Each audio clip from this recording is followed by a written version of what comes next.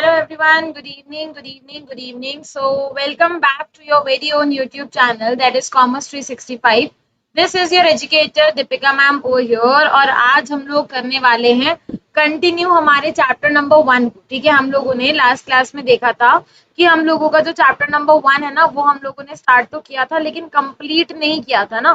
तो आज हम कोशिश करेंगे कि मैक्सिमम पोर्शन उसका कंप्लीट करने की कोशिश करें, लेकिन उससे पहले सब लोग अपने जितने भी फ्रेंड्स हैं सबको बुला लो, बोलो भाई मैम आ गई है, क्लास स्टार्ट हो गई है, सब लोग आ जाओ फटाफट से जल्दी जल्दी और क्लास को ज्वाइन कर लो। तो चलिए फिर आगे बढ़ते हैं हमारी क्लास में कि हमको आज क्या करना है। एक बार मैं आपको बता देती हूँ। Good evening everybody, good evening. तो चलिए फिर स्टार्ट करते हैं हमारी आज की क्लास। आज का जो हमारा क्लास होने वाला है उसमें हम जो फर्स्ट क्लास पढ़ी थी ना उसका रिवीजन करेंगे एक तो सबसे पहले। ठीक है, जो हमने फर्स्ट क्लास में पढ़ा था एक तो हम सबसे पहले उसका रिवीजन करने वाले हैं। चलिए फिर स्टार्ट करते हैं, लेकिन before moving ahead let me introduce myself. This is your educator Deepika ma'am हो यो। I am your business studies and economics educator on this channel.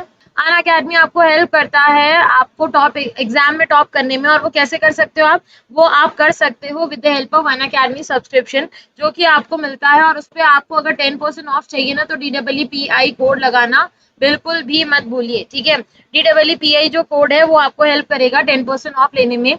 ये हमारा चैनल है इकोनॉमिक्स ऑन योर टिप्स का, और इसी तरह से कॉमर्स 365 का भी एक हमारा चैनल है, टेलीग्राम चैनल। आप उसको ज्वाइन कर सकते हैं ताकि आपको क्लासेस के लिंक बराबर टाइम पे मिल सके। ठीक है बच्चा, तो ये मेरा प्रोफाइल लिंक है, आपको डिस्क्रिप्शन में प्रोफाइल मिल जाएगा। इस प्रोफाइल को आप अन अकेडमी पे जाके फॉलो कर सकते हैं। ठीक है, ये डिस्क्रिप्शन में लिंक है, आप अन अकेडमी पे जाके इस प्रोफाइल को फॉलो कर सकते हैं।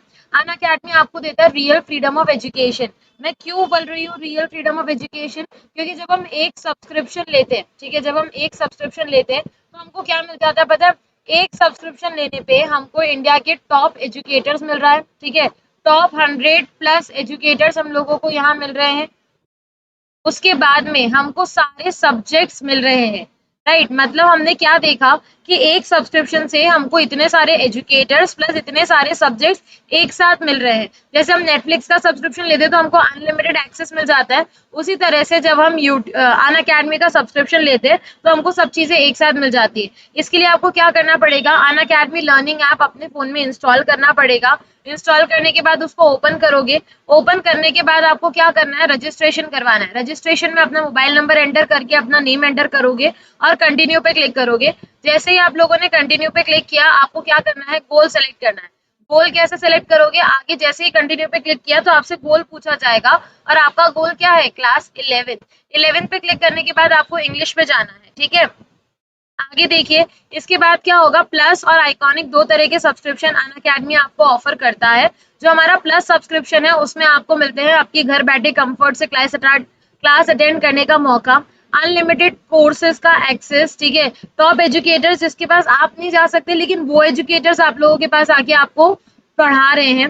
रेगुलर डाउट सॉल्विंग सेशन, पूरा सिलेबस को कवर किया जा रहा है। Mentorship and guidance, study material, practice test, live test series और बैच कोर्सेज, ये सारी चीजें आपको यहाँ पे कहाँ मिल रही है, प्लस सब्सक्रिप्शन पे मिल रही है।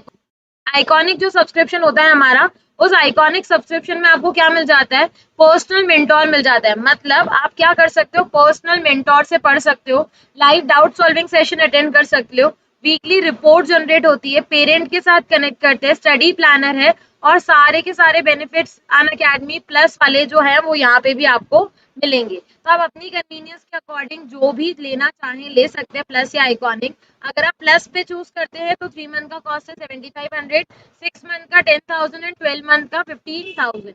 एंड DEEPI कोड से आपको 10% ऑफ मिल जाता है।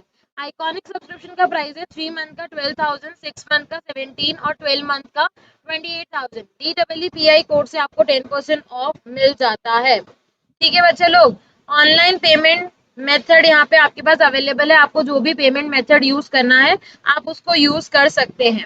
ठीक है, तो इसका अगर आपका मेन एम है सीए करने का तो अन अकेडमी आपको एक कॉम्बो सब्सक्रिप्शन दे रहा है जिसमें आप क्लास 12 के साथ साथ सीए फाउंडेशन और इंटरमीडिएट की तैयारी भी कर सकते हैं। इसका जो 12 मंथ का कॉस्ट है वो है 26,325, एंड DEEPI आपको क्या दे देगा, 10% ऑफ दे देगा सारे सब्सक्रिप्शन प्राइस पे। उसके बाद अगर हम बात करें यहाँ पे, ठीक है, उसके बाद अगर हम बात करें वाई इकोनॉमिक प्रॉब्लम तो हो गया, वाई इट अराइजेस भी हो गया, टाइप्स ऑफ सेंट्रल प्रॉब्लम्स, ठीक है, types of central problems, types of central problems, ये हम लोगों को देखना है कि what are the types of central problems, ये हम लोग यहाँ पे देखने वाले हैं। उसके बाद हमको क्या करना है, ठीक है, उसके बाद हम लोगों को क्या करना है, हमको देखना है एक बहुत ही इंपॉर्टेंट टॉपिक जिसका नाम है पीपीसी, ठीक है, हमको एक बहुत ही इंपॉर्टेंट टॉपिक देखना है जिसका नाम क्या है, पीपीसी। पीपीसी का मतलब होता है प्रोडक्शन पॉसिबिलिटी कर्व। एक बार पूरा रिविजन करा देती हूँ स्टार्टिंग से लेके यहाँ तक। इतने टॉपिक्स मैं पिछली वाली वीडियोस में कवर कर चुकी थी, लेकिन एक बार फिर से पूरा रिविजन करवा देती हूँ ताकि आपके माइंड में सब चीजें एक बार की क्लियर हो जाए कि हमको करना क्या है, कैसे करना है, ठीक है। चलो, सबसे पहले हम लोग देखने वाले हैं कि भाई इकोनॉमिक्स क्या होता है। इकोनॉमिक्स क्या होता है, इकोनॉमिक्स का मतलब वो branch of social studies, social studies के अंदर ही हम लोग पढ़ते थे ना, सोशल स्टडीज की वो ब्रांच है जिसके अंदर हम लोग ह्यूमन बिहेवियर को देखते हैं।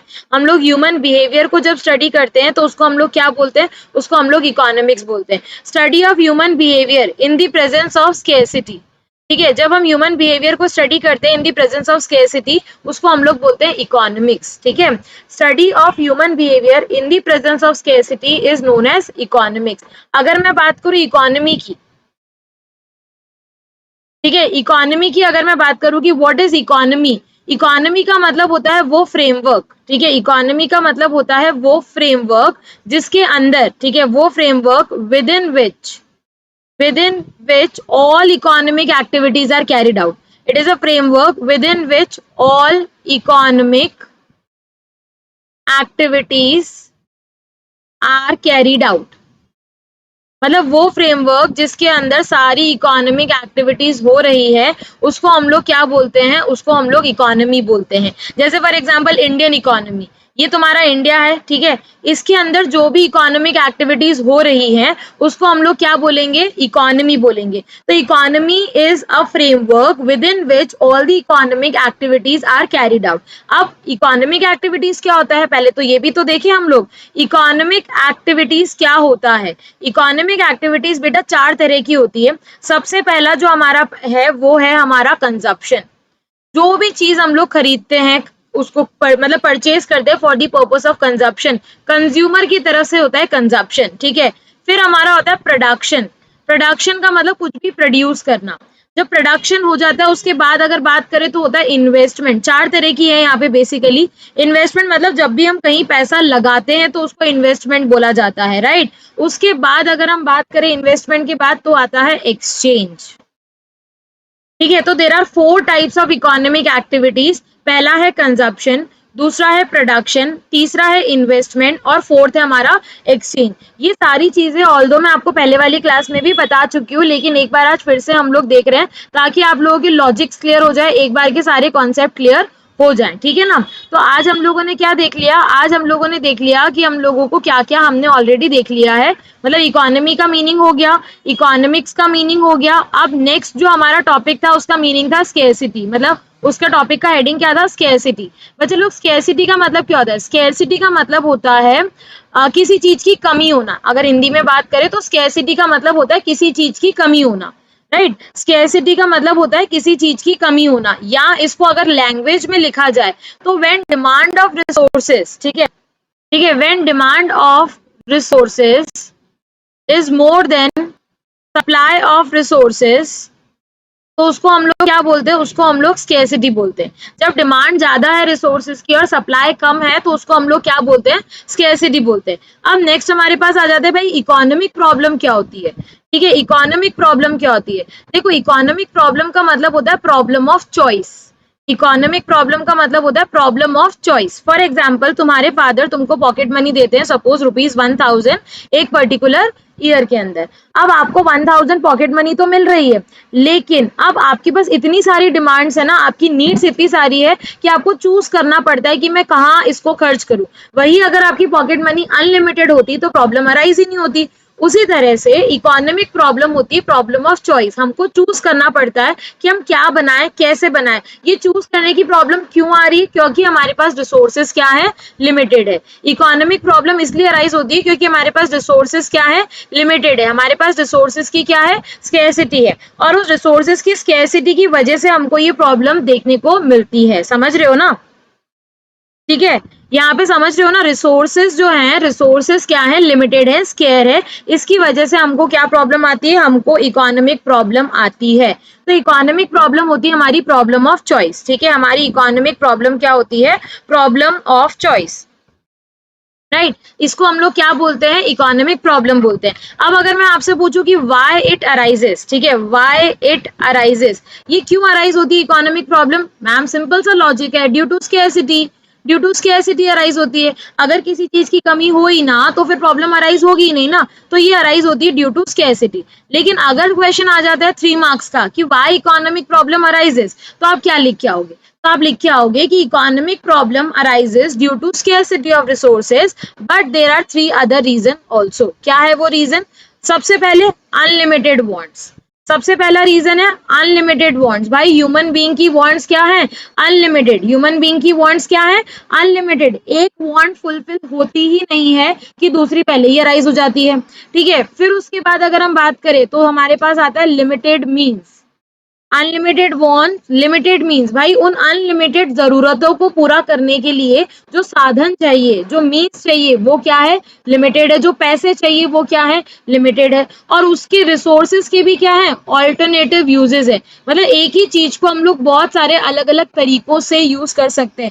तो ऑल्टरनेटिव यूजेस भाई अलग से हमारी एक प्रॉब्लम यहाँ पे क्रिएट हो जाती है। तो स्केर्सिटी जो है उसको हमको ध्यान रखना है कि scarcity is the main reason. अगर 1 मार्क का क्वेश्चन आता है तो आपको यही लिख के आना है। ठीक है, और there are some other reasons also like unlimited wants, limited means, alternative uses. ये 3 आपके दूसरे रीजन है जो आप लिख सकते हो। ठीक है, इतना हम लोगों ने कर लिया था लास्ट वाली क्लास में भी। एक और टॉपिक है बेटा, central problems of the economy. ठीक है, एक और प्रॉब्लम्स है central problems of the economy, उसको भी एक बार देख लेते हैं, कंप्लीट कर लेते हैं। फिर आज का जो हमारा टॉपिक है ना, पीपीसी। ठीक है, आज का हमारा जो टॉपिक है पीपीसी, प्रोडक्शन पॉसिबिलिटी कर्व, उसको स्टार्ट करेंगे। तो पहले हम लोग देख लेते हैं, क्या देख लेते हैं हम लोग पहले, कि भाई सेंट्रल प्रॉब्लम्स क्या होती है। There are 3 central problems. ठीक है, देर आर 3 सेंट्रल प्रॉब्लम्स। क्या है वो 3 central problems? What to produce, क्या बनाया जाए। ठीक है, हाउ टू प्रोड्यूस, कैसे बनाया जाए, how to produce, and for whom to produce. ठीक है, ये हमारी क्या है, ये हमारी 3 सेंट्रल प्रॉब्लम्स है। क्या बनाए, कैसे बनाए, किसके लिए बनाए, राइट। पहली वाली जो प्रॉब्लम है व्हाट टू प्रोड्यूस। ठीक है, पहली वाली जो प्रॉब्लम है वो क्या है, व्हाट टू प्रोड्यूस। ठीक है, इसके अंदर हमको क्या देखना है, व्हाट टू प्रोड्यूस के अंदर हमको देखना है कि हमारी जो ये प्रॉब्लम है ना, ये इसीलिए अराइज होती है क्योंकि हमारे पास रिसोर्सेज क्या है, स्केयर है। हमारे पास स्केयर रिसोर्सेज है, रिसोर्सेज की कमी है, और उन कमी की वजह से हम सारी चीजें नहीं बना सकते। ठीक है, उन रिसोर्सेज की कमी की वजह से हम सारी चीजें नहीं बना सकते। तो यहाँ पे हम बस एक ही चीज देख रहे हैं कि बेटा सिंपल सा लॉजिक है, बहुत ही सिंपल सा लॉजिक है। अगर हमको कोई गुड्स बनाने हैं, ठीक है, अगर हमको कोई गुड्स बनाने हैं तो हम सारे गुड्स नहीं बना सकते। We need to choose. ठीक है, we need to choose. And why we need to choose, क्योंकि रिसोर्सेज स्केयर है। क्योंकि रिसोर्सेज क्या है, स्केयर है, इसीलिए हमको क्या करना पड़ता है, चूज करना पड़ता है कि हम क्या बनाएं। Because resources are very scarce, so we need to choose कि what we want to produce. Clear. For example एक फार्मर है, उसके पास एक लैंड है।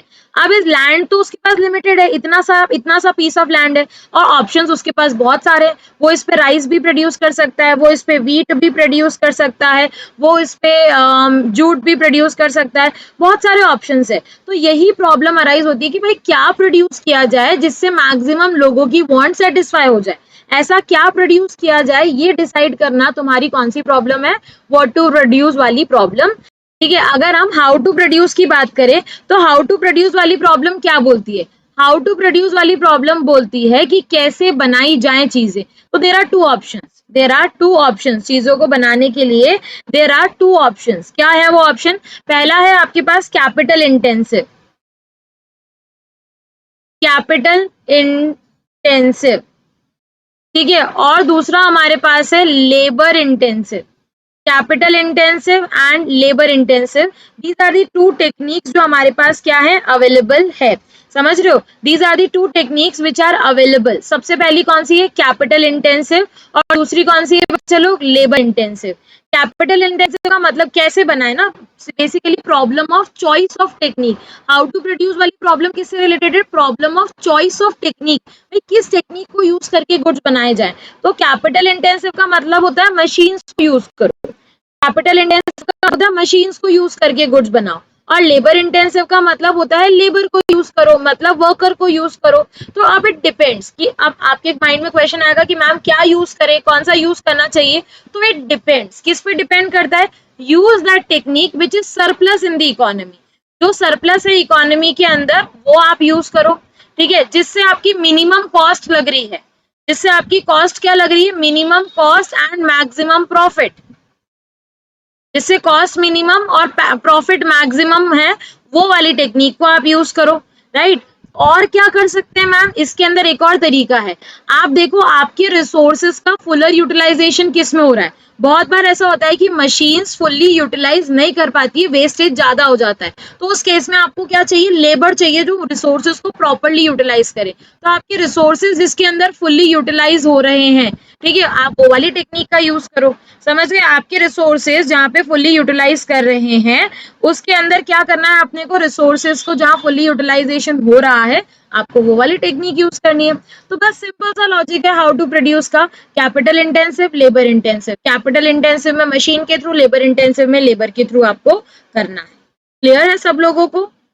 चलिए, तो अब आ जाते हैं हम लोग हमारे लास्ट वाली प्रॉब्लम पे, जो कि क्या थी, फॉर होम टू प्रोड्यूस। ठीक है, फॉर होम टू प्रोड्यूस, ये हमारी लास्ट वाली प्रॉब्लम है, फॉर होम टू प्रोड्यूस। देखो बेटा, फॉर होम टू प्रोड्यूस वाली जो प्रॉब्लम है ना, ये दो तरह की होती है। एक होती है personal distribution problem, personal distribution problem, और एक होती है functional distribution problem. Personal and functional distribution problem, ये हमारी फॉर होम टू प्रोड्यूस वाली प्रॉब्लम है। ठीक है, पर्सनल डिस्ट्रीब्यूशन प्रॉब्लम बोलती है कि किसके लिए बनाए।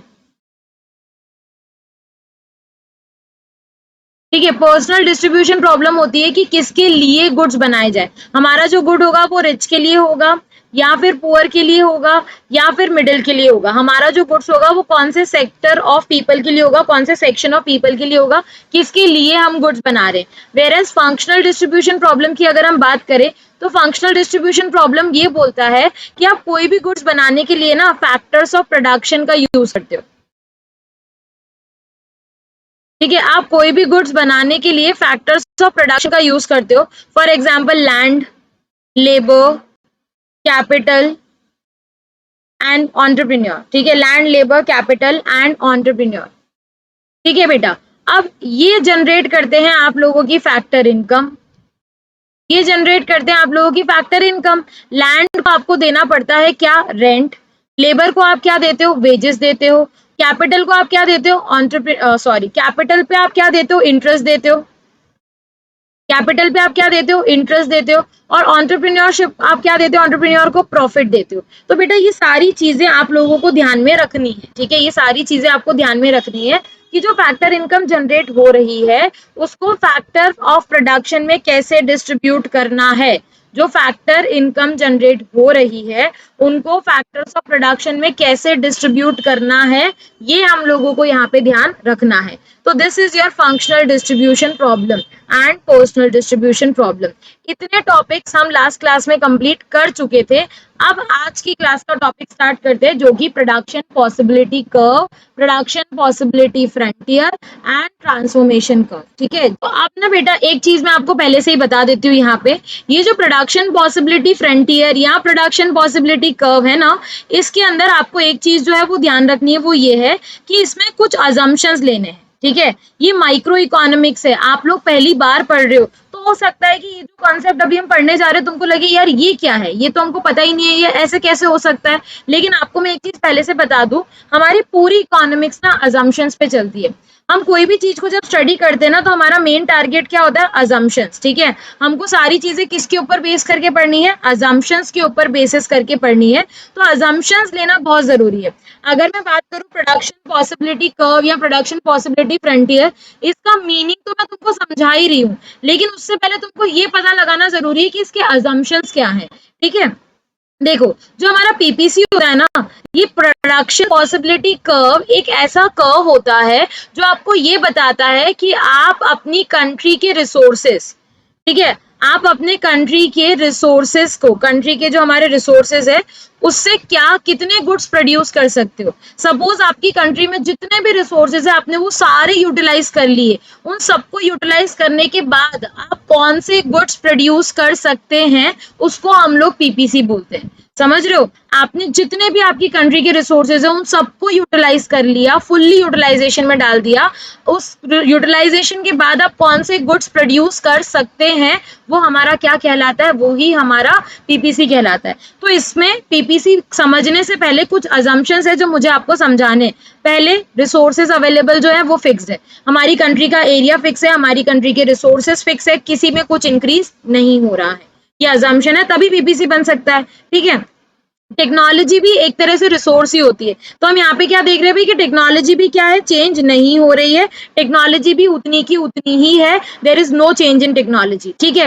इकोनॉमी सिर्फ 2 ही गुड्स प्रोड्यूस कर रही है, ये भी इसका एक अजम्पशन है। जब हम पीपीसी बनाते हैं ना तो हमको ये ध्यान रखना है कि ये सपोज तुम्हारा पीपीसी ऐसा बनता है, इधर आते हैं एक्स गुड, इधर आते हैं वाई गुड्स, ये जो लाइन है ये आप लोगों को क्या डिनोट कर रही है, आपके रिसोर्सेज डिनोट कर रही है।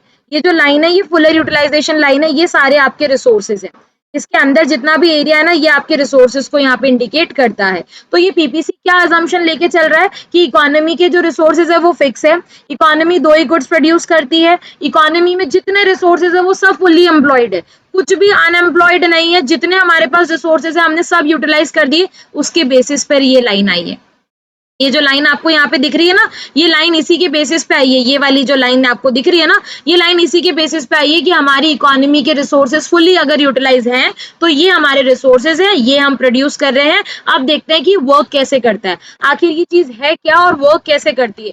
देखो, प्रोडक्शन पॉसिबिलिटी कर्व का अगर मैं सिंपल सा तुमको डेफिनेशन देना चाहूँ तो प्रोडक्शन पॉसिबिलिटी कर्व है क्या, देखो ये ऐसा बनता है, ठीक है ना। Production possibility curve is a curve which shows combination of two goods that an economy can produce with the help of its given resources and technology। ये तुम्हारी क्या है, डेफिनेशन है। I repeat the definition, it is a curve which shows combination of two goods that an economy can produce with the help of its given resources and technology। एक economy में जितनी भी resources और technology है उन सबको भी अगर वो यूटिलाइज कर ले और वो जो गुड्स बना रही है, ठीक है, उसके बेसिस पे वो गुड्स बना रही है, और ये जो कॉम्बिनेशन है जैसे ये ए कॉम्बिनेशन, ये बी कॉम्बिनेशन, ये सी कॉम्बिनेशन, ये डी कॉम्बिनेशन, ये सारे कॉम्बिनेशन पीपीसी वाली लाइन पे है और ये शो कर रहे हैं कि इसमें से किसी भी पॉइंट पे इकोनॉमी ऑपरेट कर सकती है। अब तुम्हारे माइंड में आएगा मैम ये कॉम्बिनेशन आखिर है क्या, ये कॉम्बिनेशन आखिर है क्या, तो वो मैं तुमको समझाती हूँ। देखो बेटा, माइक्रो इकोनॉमिक्स में ना तुमको 2 वर्ड बहुत सुनने को मिलेंगे, माइक्रो इकोनॉमिक्स जब भी पढ़ोगे तो तुमको 2 वर्ड बहुत सुनने को मिलेंगे। पहला वर्ड है स्केड्यूल और दूसरा वर्ड है कर्व, ठीक है। पहला वर्ड क्या है, स्केड्यूल, और दूसरा वर्ड क्या है, कर्व। स्केड्यूल का मतलब होता है टेब्यूलर प्रेजेंटेशन, जब हम किसी चीज को टेबल की फॉर्म में प्रेजेंट करते हैं तो उसको इकोनॉमिक्स में स्केड्यूल बोला जाता है। जब हम किसी चीज को डायग्राम की फॉर्म में प्रेजेंट करते हैं तो उसको हम लोग कर्व बोलते हैं, ठीक है। तो ये ध्यान रखना, आगे भी तुमको काम आएगा कि माइक्रो इकोनॉमिक्स में हम लोग इन 2 वर्ड्स का यूज करते हैं, स्केड्यूल एंड कर्व। स्केड्यूल का मतलब होता है टेबल और कर्व का मतलब होता है डायग्राम। अब प्रोडक्शन पॉसिबिलिटी का पहले मैं आपको स्केड्यूल बता देती हूँ। देखो फॉर एग्जांपल, मैंने आपको क्या बताया, पीपीसी का एक अजम्पशन बताया कि इकोनॉमी 2 ही गुड्स प्रोड्यूस कर सकती है। मैंने आपको एक अजम्पशन बताया था कि इकोनॉमी 2 ही गुड्स प्रोड्यूस कर सकती है, ठीक है। तो सपोज इकोनॉमी 2 गुड्स प्रोड्यूस करी है, एक्स और वाई। फार्मर है, उस फार्मर के पास ये एक लैंड है, ठीक है। एक्स गुड मतलब हो गया वीट और वाई गुड मतलब हो गया राइस। तो फार्मर के पास ऑप्शन है कि ये जो रिसोर्सेज हैं और जो उसके पास टेक्निक है उसमें से वो क्या बनाना चाहता है। फार्मर के पास ऑप्शन है, या तो वो वीट बनाएगा या तो वो राइस बनाएगा, ये अभी उसकी इच्छा है कि उसको क्या बनाना है और वो क्या बनाना चाहता है। ठीक है बेटा। अब सपोज एक कॉम्बिनेशन लेते हैं, ठीक है। एक कॉम्बिनेशन का मतलब समझना। अब ये मैं पीपीसी यहाँ पे बनाती हूँ और तुमको समझाती हूँ। इस साइड तो मैंने ले लिया वीट मतलब एक्स गुड, और इस साइड मैंने ले लिया राइस मतलब वाई गुड्स। ठीक है, ये मेरा हो जाएगा पीपीसी। सपोज जो फार्मर है वो यहाँ है ए कॉम्बिनेशन पे, या सपोज यहाँ है ए कॉम्बिनेशन पे, ये बी कॉम्बिनेशन है, ये सी है, ये डी है, और ऐसे करके ई और एफ भी आ जाएंगे। ठीक है, सपोज फार्मर ए कॉम्बिनेशन पे है। बेटा ए कॉम्बिनेशन का मतलब क्या है? ए कॉम्बिनेशन का मतलब फार्मर सारे के सारे रिसोर्सेज से क्या बना रहा है कि जो हमारा फार्मर है ना वो सारी की सारी राइस प्रोड्यूस कर रहा है, वो व्हीट प्रोड्यूस कर ही नहीं रहा। राइट, तो देखो सारा का सारा उसने 15 क्या कर दिया, राइस प्रोड्यूस कर दिया, उसने व्हीट प्रोड्यूस किया ही नहीं, उसने कुछ प्रोड्यूस किया ही नहीं दूसरा वाला गुड्स, उसने सारा का सारा एक ही कमोडिटी पे लगा दिया। फिर जैसे वो बी कॉम्बिनेशन पे आया तो उसने राइस को थोड़ा सा कम किया और उसने व्हीट को थोड़ा सा बढ़ाया। जब जैसे ही वो बी कॉम्बिनेशन पे आया तो उसने क्या किया, उसने राइस को कम किया और व्हीट को बढ़ाया। तो देखो उसने राइस को कम कर दिया और व्हीट को क्या कर दिया, बढ़ा दिया। राइट, फिर जैसे ही वो सी कॉम्बिनेशन पे आया, इसका मतलब उसने राइस को और कम किया। तो ये देखो राइस को और कम किया और व्हीट को क्या किया, और बढ़ा दिया। और जैसे जैसे वो अलग अलग कॉम्बिनेशन पे आ रहा है, इसका मतलब वो एक गुड्स को कम करता जा रहा है और दूसरे गुड्स को क्या कर रहा है, बढ़ाता जा रहा है। अब एक लॉजिक तुमको यहाँ समझाती हूँ, उसको समझना। ठीक है, फार्मर क्या कर रहा है, एक गुड्स को कम कर रहा है, राइस को कम करता जा रहा था क्योंकि उसको व्हीट भी बनानी थी। राइट, आप दोनों गुड्स को नहीं बढ़ा रहे हो। क्यों नहीं बढ़ा रहे? क्योंकि लैंड तो उतना का उतना ही है ना। दोनों गुड्स नहीं बढ़ा सकते क्योंकि लैंड तो उतना का उतना ही है, हमारे पास रिसोर्सेज स्केयर है, हमारी कंट्री के पास लिमिटेड रिसोर्सेज है, तो हम दोनों गुड्स को ज्यादा प्रोड्यूस नहीं कर सकते। अगर हमको एक गुड्स को बढ़ाना है तो हमको दूसरे गुड्स को कम करना ही पड़ेगा, अदरवाइज हमारा काम नहीं चल सकता। अगर हमको एक गुड्स को बढ़ाना है तो हमको दूसरे गुड्स को क्या करना पड़ेगा, कम करना पड़ेगा, क्योंकि हमारे पास रिसोर्सेज लिमिटेड हैं। और एक चीज और समझना बेटा, अगर फॉर एग्जाम्पल इस लैंड के ऊपर 100 केजी व्हीट प्रोड्यूस हो रहा था, तो इसका मतलब ये नहीं है कि राइस भी 100 केजी ही प्रोड्यूस होगा। ऐसा बिल्कुल भी जरूरी नहीं है। हो सकता है कि जब फार्मर ने थोड़ा सा लैंड जो है वो व्हीट का कम करके राइस को दिया तो राइस उतनी तेजी से ना बढ़े।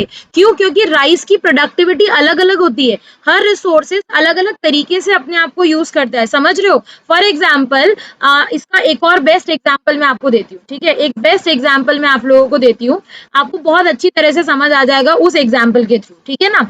चलो अब मैं तुमको एक एग्जाम्पल देती हूँ तुम्हारा खुद का। ठीक है, तुम्हारा खुद का एक एग्जाम्पल देती हूँ मैं। सपोज तुम लोग 4 आवर्स इन अ डे पढ़ाई करते हो। ठीक है, 4 आवर्स इन अ डे तुम लोग क्या कर रहे हो, पढ़ाई कर रहे हो। राइट, अब जब तुम लोग इन 4 आवर्स में तुमने डिसाइड किया कि तुम 2 ही सब्जेक्ट्स पढ़ोगे, ये 4 आवर्स हमारे रिसोर्सेज हैं। ठीक है, और जो सब्जेक्ट्स मैं यहाँ डिसाइड करी हूँ, एक तो है इंग्लिश और एक है मैथ्स।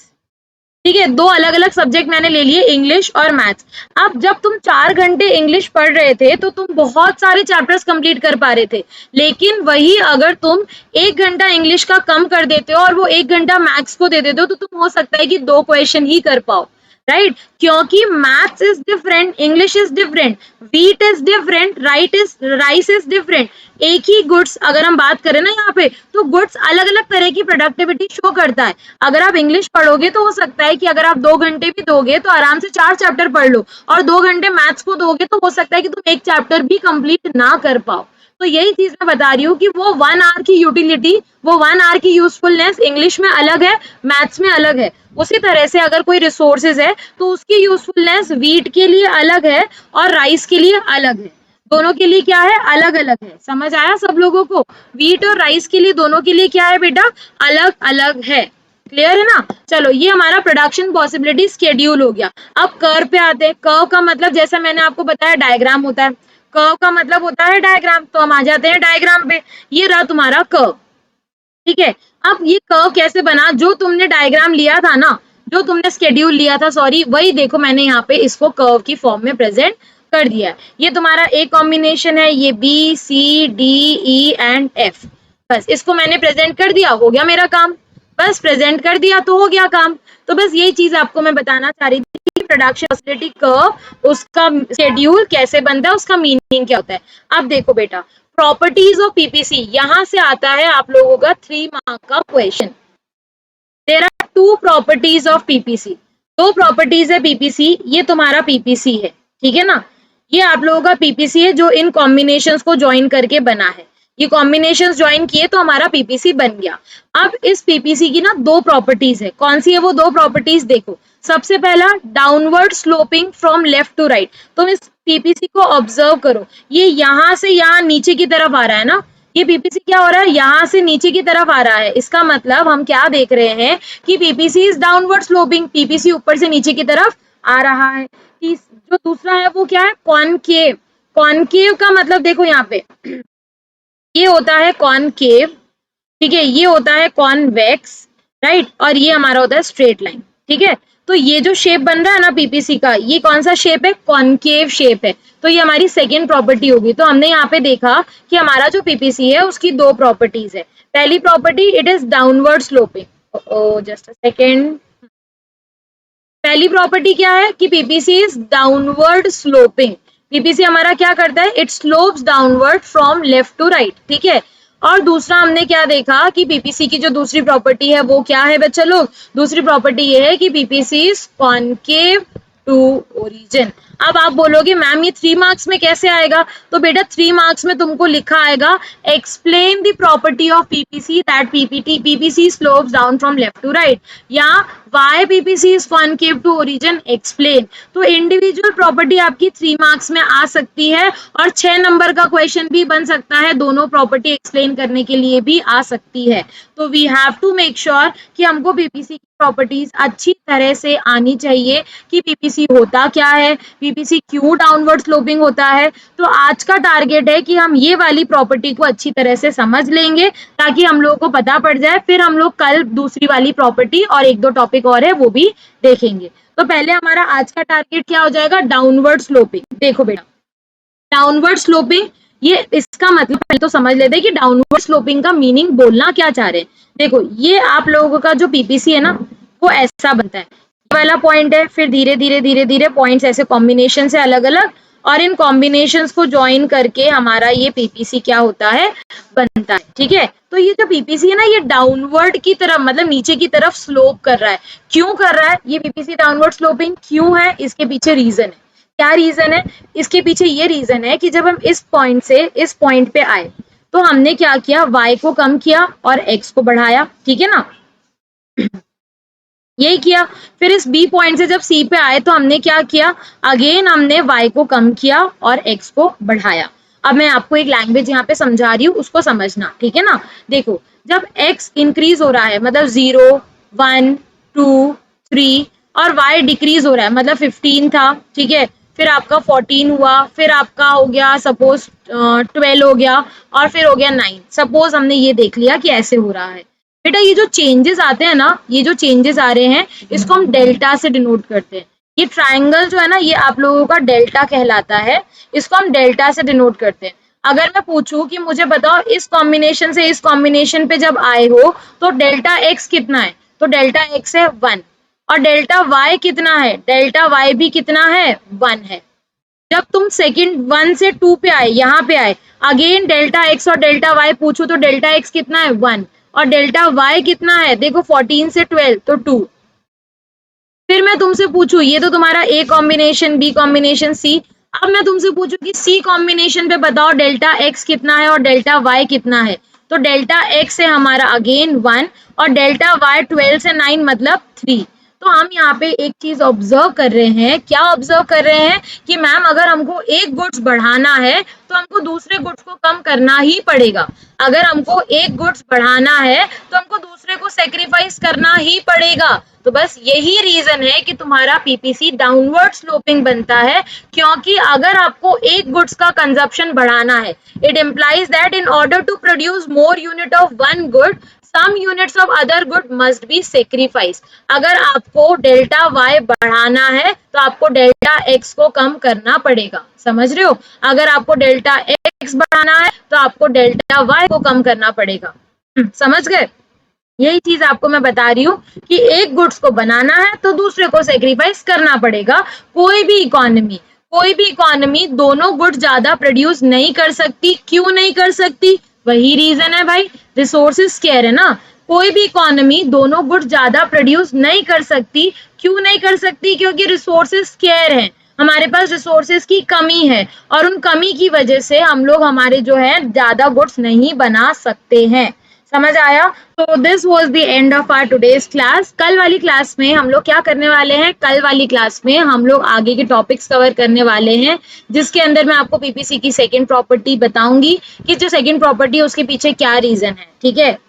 तब तक अगर आप, ठीक है, अगर आप न्यू वाले सेशन के स्टूडेंट्स हैं तो अनअकैडमी आपके लिए एक ऑफर लेके आया है कि अगर आप 12 मंथ का सब्सक्रिप्शन लेते हैं तो आपको 2 मंथ का सीबीएसई सब्सक्रिप्शन फ्री मिल जाता है, 3 मंथ का क्रिएटिव कॉर्नर और यंग कोडर्स का लाइफ टाइम सब्सक्रिप्शन। जैसे जैसे मंथ इंक्रीज होंगे वैसे वैसे सब्सक्रिप्शन भी आपका बढ़ता जाएगा। एक फीचर है अनअकैडमी में आस्क अ डाउट फीचर, तो जल्दी जल्दी अपने डाउट्स पूछो। मैक्सिमम डाउट पूछने वाले को हम यहाँ पे आईपीएल मर्चेंडाइज फ्री देने वाले हैं। अनअकैडमी लर्निंग ऐप में आस्क अ डाउट फीचर है, फोटो अपलोड करो, वीडियो की फॉर्म में आपको आंसर मिल जाने वाला है।